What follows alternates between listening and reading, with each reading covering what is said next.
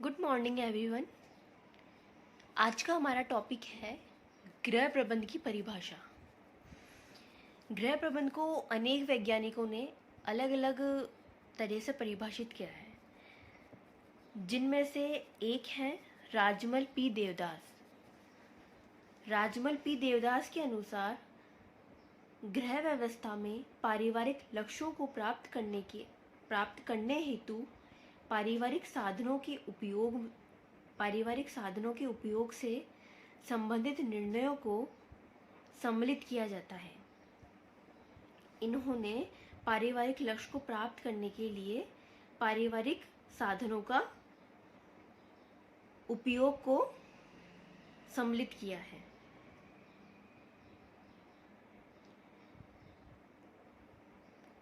Rajmal P Devdas ने इस परिभाषा को स्पष्ट करने के लिए गृह व्यवस्था की तुलना बांध से की है।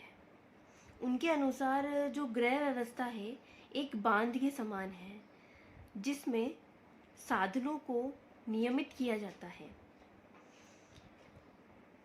उनके अनुसार जिस प्रकार बांध बनाकर पानी एकत्र कर लिया जाता है और फिर उसकी सहायता से वर्ष भर नगरवासियों को नियमित जलापूर्ति की जाती है, जिससे जल संकट उत्पन्न नहीं होता। उसी प्रकार यदि गृह व्यवस्था में साधनों को बांध के रूप में परिवार में एकत्रित कर लिया जाए तो इसकी सहायता से पूर्ण परिवार के विभिन्न लक्ष्यों को नियमित रूप से प्राप्त किया जा सकता है।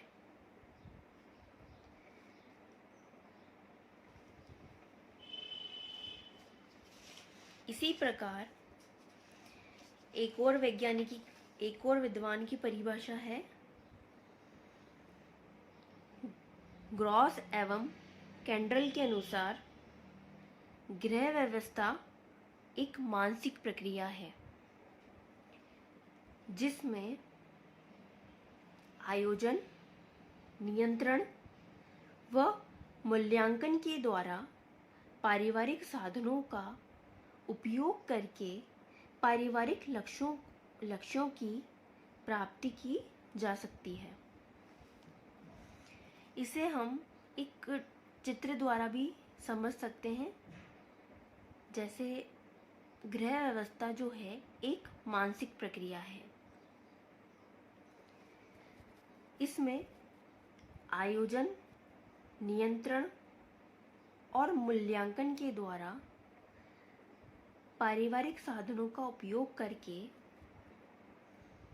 पारिवारिक लक्ष्यों की प्राप्ति की जा सकती है।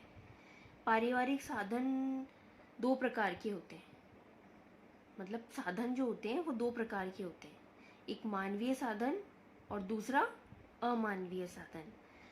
तो अमानवीय साधन धन, समय, शक्ति, भौतिक वस्तुएं आदि आती है, और मानवीय साधन में ज्ञान, कौशल, रुचि और योग्यता, इनका उपयोग करके हम पारिवारिक लक्ष्यों की आसानी से प्राप्ति कर सकते हैं। ग्राउस एंड कैंडल के अनुसार गृह व्यवस्था जो होती है वो निर्णयों की श्रृंखला है, जिसमें पारिवारिक साधनों का उपयोग कर पारिवारिक लक्ष्यों को प्राप्त करने की प्रक्रिया सम्मिलित होती है। प्रक्रिया में एक दूसरे पर निर्भर तीन कम या अधिक चरण होते हैं। उसमें है आयोजन, दूसरा है आयोजन के विभिन्न तत्वों का नियंत्रण, और तीसरा है चाहे यह स्वयं के द्वारा किया गया हो या अन्य के द्वारा, और परिणामों का मूल्यांकन जो आगामी आयोजन के लिए मार्गदर्शन होता है।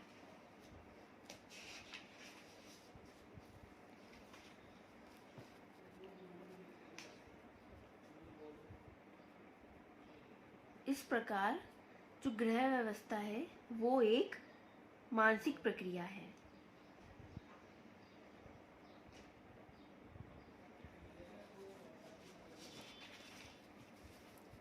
एक परिभाषा और है जो